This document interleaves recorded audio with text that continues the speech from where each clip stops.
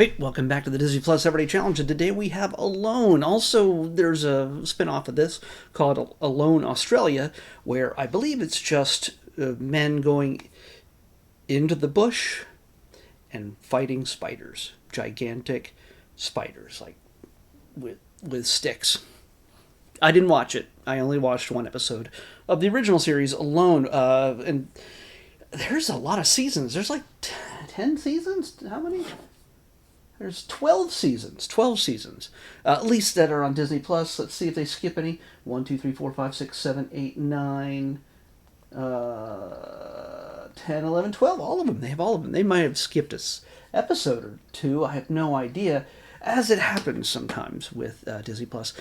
So I just watched the first episode of the first season. It started in 2015. It's all the way up to 2025. It is... what do you call it? Each of the episodes are about 43 minutes long each. And how many episodes per season? 11. 11? Is that the common?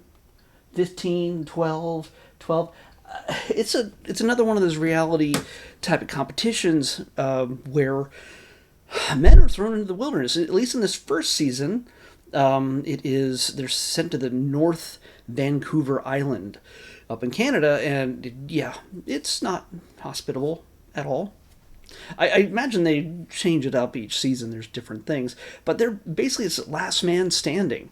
It's not to the death. I'm hoping not. I think this show would have been canceled a long time ago if people started getting mauled by bears left and right. But there's always that risk, especially in an island in northern Vancouver where it's not exactly warm and it's very, very wet, and bears get hungry. And you, who are out of your element, are delicious, especially with all the stuff percolating out of your skin and you poop in your pants, because, man, you're scared to death when you're inside a very flimsy little tent that you've set up on your own in the rain without food yet, and you're trying to sleep and you just hear rustle, rustle, rustle, and you're like, nope, I'm not doing this. I have a wife and child, or many children. So yeah, we actually do lose one guy in the first episode, and a lot of these guys are that they have recruited. They picked them because one.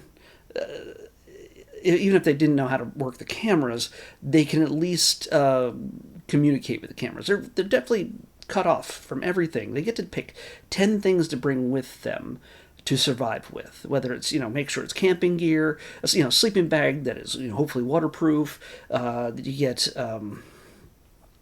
stuff to make a tent, something to make a fire, the kind of things. They can't bring a weapon. They can't bring a gun. They can't bring a sword. They can bring an axe because that is a functional thing that can help you chop wood.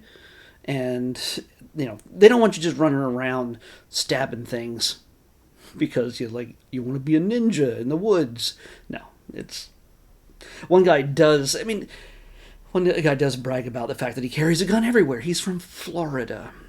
So he needs to carry a gun everywhere because there's an imminent threat at every moment of his life in Florida. That tracks.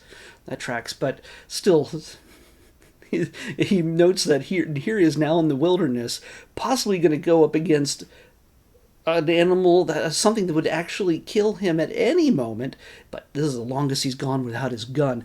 Not that the longest he's gone without his family and his children and pigs and dogs and all sorts of other things, but the longest he's been without his gun.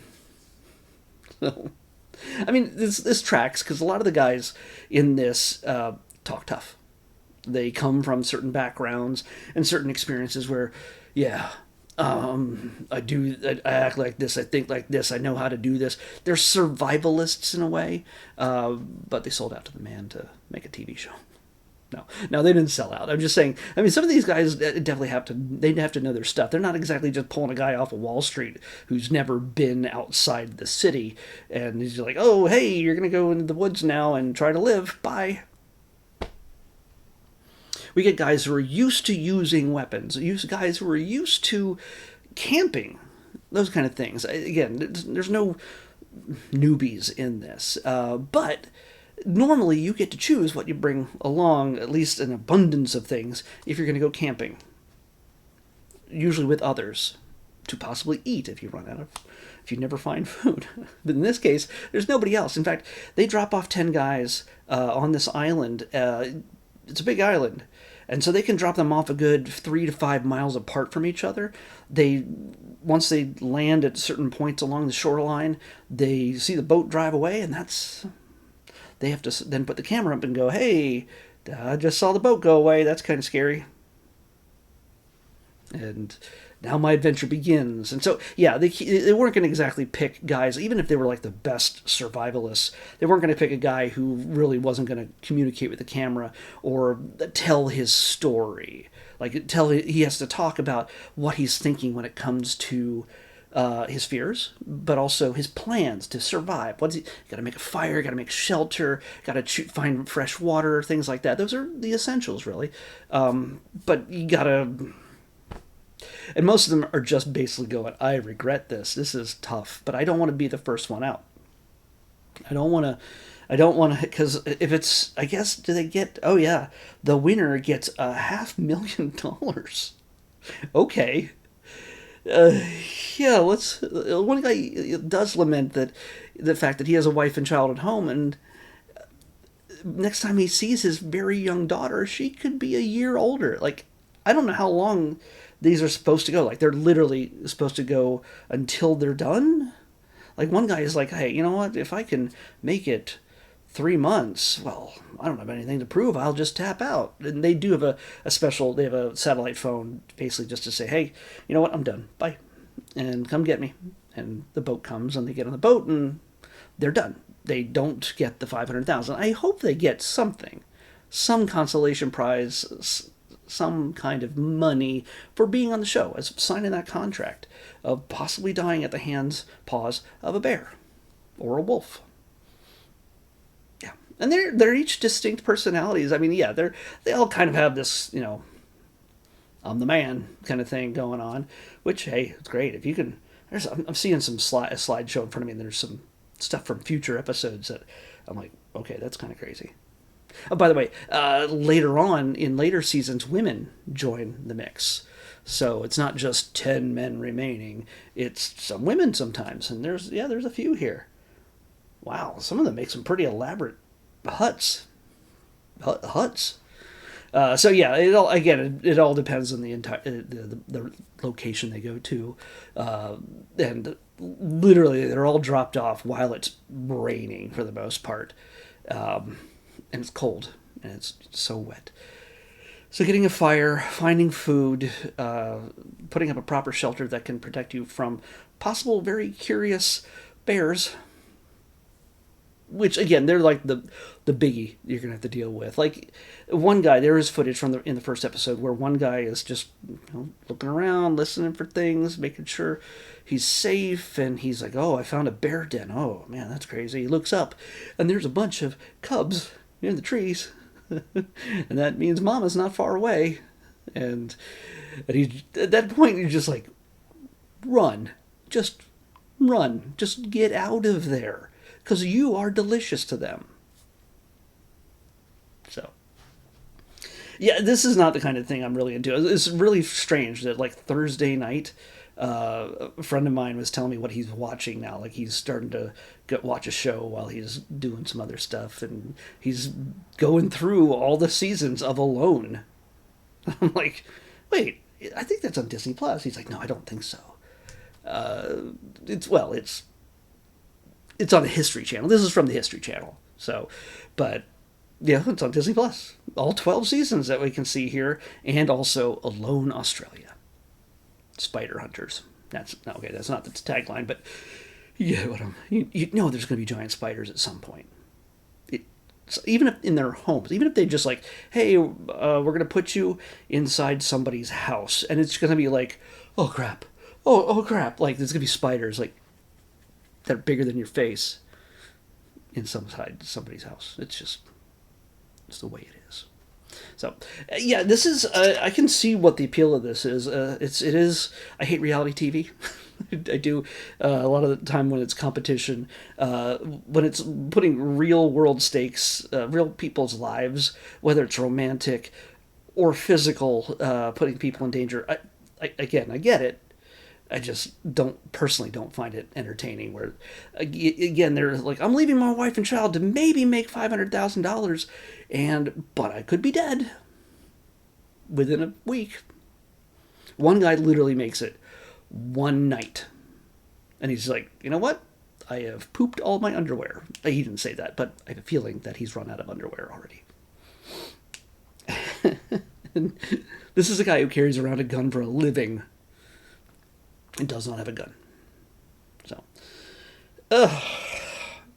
but yeah, the guys are from all over the United States and Canada that they've recruited for this. So yeah, 12 seasons of that plus Australia. You've got lots to watch. Got lots to watch if you decide to pick this up. Definitely an interesting concept because it's real. A friend of mine, my friend told me about how they probably do wellness checks on them every so often, after like a week or two or whatever. So they know they just come to the shore to make sure that they don't have diseases or they're not egregiously injured. I'm pretty sure they're also monitored from on high to a certain degree. You got to make sure that there's just not like, oh, what happened to Kevin? We go back like a month later and they just don't know where Kevin is. Maybe they have monitoring equipment to know where they are in the woods or something, like just a tracker kind of thing. I imagine. But yeah, they didn't go into those details just yet. They need to amp up the drama and just the terror of being isolated and alone in the woods with barely anything to survive with. One guy's like, oh, I can just build this shelter here. I can last a few days without food. And I'm like, are you sure? A few days? Come on. Like, even if you're just munching on tree bark filled with ants, it's still, you're going to need something. Don't play tough guy, okay? We know what we need to survive. Let's pick tomorrow's episode. 21. And I wouldn't put myself in that situation. So I'm not saying I could do any better than any of these guys. No. I'm not going to be the one to say, oh, I can do it. No, not the case at all. Oh, we got another documentary. But this one's about not humans surviving. It's about animals surviving, a specific type of animal. And with a host who loves to adventure throughout the wilderness. Our old pal Bertie Gregory. This is Cheetahs Up Close with Bertie Gregory. That's what, I mean, we have so many documentaries, especially with nature ones, but there's a good variety of things in this category, which are nature, history, architecture. There's a lot. There's a lot of stuff. There's even still one more shark thing to go.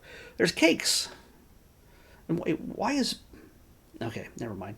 Bluey is listed as a documentary at some point. It's not a documentary. It's... Never mind. But it's behind the scenes of the new Bluey thing at Disneyland. But we're not... That hasn't been picked yet, so we're not going to watch that. What we're going to watch is Cheetahs Up Close with Bertie Gregory on the next Disney Plus Everyday Challenge. I'll see you back here tomorrow with that. Bye.